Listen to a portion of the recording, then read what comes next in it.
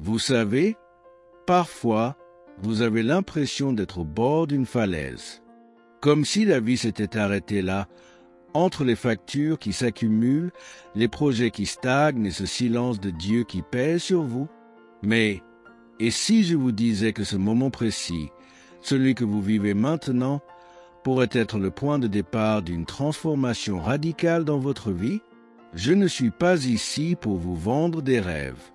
Je suis ici pour vous rappeler une vérité que votre cœur connaît déjà. Dieu ne vous a jamais abandonné. Et aujourd'hui, nous allons prier ensemble. Ce n'est pas une prière ordinaire. C'est la prière du psaume 23, la prière de David. Une prière puissante, une déclaration de foi, un acte de confiance radicale. Mais d'abord, laissez-moi vous poser une question sincère. Et si cette prière devenait l'encre qui stabilise votre foi, même dans les tempêtes financières? Prions ensemble. Laissez chaque mot traverser votre âme comme une lumière douce et forte. L'Éternel est mon berger. Je ne manquerai de rien. Il me fait reposer dans de verts pâturages. Il me conduit près des eaux calmes. Il restaure mon âme. Il me conduit dans les sentiers de la justice, à cause de son nom. Même si je marche dans la vallée de l'ombre de la mort, je ne craindrai aucun mal, car tu es avec moi. Ta houlette et ton bâton me rassurent. Tu prépares une table devant moi, en présence de mes ennemis. Tu oinduis ma tête et ma coupe déborde. Oui, la bonté et la miséricorde m'accompagneront tous les jours de ma vie, et j'habiterai dans la maison de l'Éternel pour toujours. Lire à haute voix. Encore, cette fois, et recommencer demain, pendant 7 jours.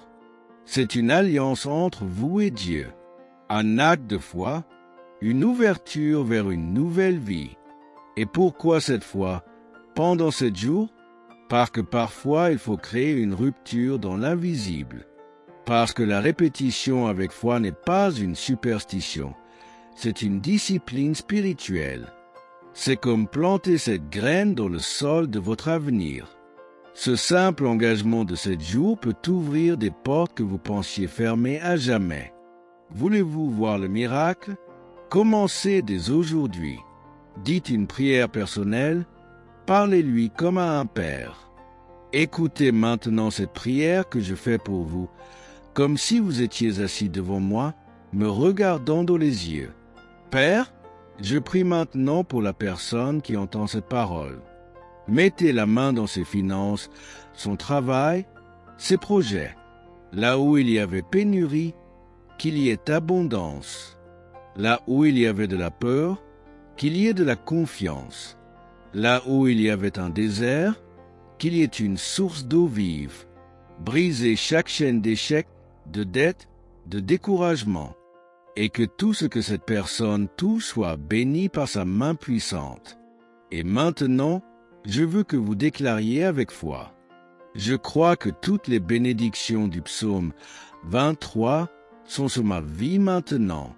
Dieu ouvre les bonnes portes. Il me met au bon endroit au bon moment. Et je vivrai une saison de récolte surnaturelle. Au nom de Jésus. Amen. Et si cette vidéo est parvenue jusqu'à vous, ce n'est pas par hasard. Vous faites désormais partie de cette famille spirituelle que nous construisons ici, jour après jour. Si vous nous suivez, partagez cette prière avec quelqu'un que vous souhaitez voir béni. Si vous êtes sur YouTube, abonnez-vous et cliquez sur la cloche. Ce n'est pas seulement un clic, c'est un acte d'unité. C'est dire à Dieu, je veux continuer à marcher avec toi. Et n'oubliez pas ceci. Vous n'êtes pas une personne ordinaire. Vous êtes un canal de bénédiction. Si Dieu vous fait prospérer, c'est parce qu'il sait que vous bénirez les autres autour de vous.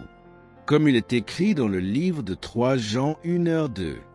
Je vous souhaite de prospérer à tous égards et d'être en bonne santé, comme prospère l'état de votre âme.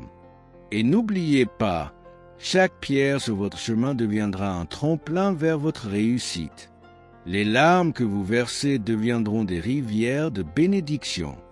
Et le silence de Dieu n'était que la préparation du tonnerre de sa réponse.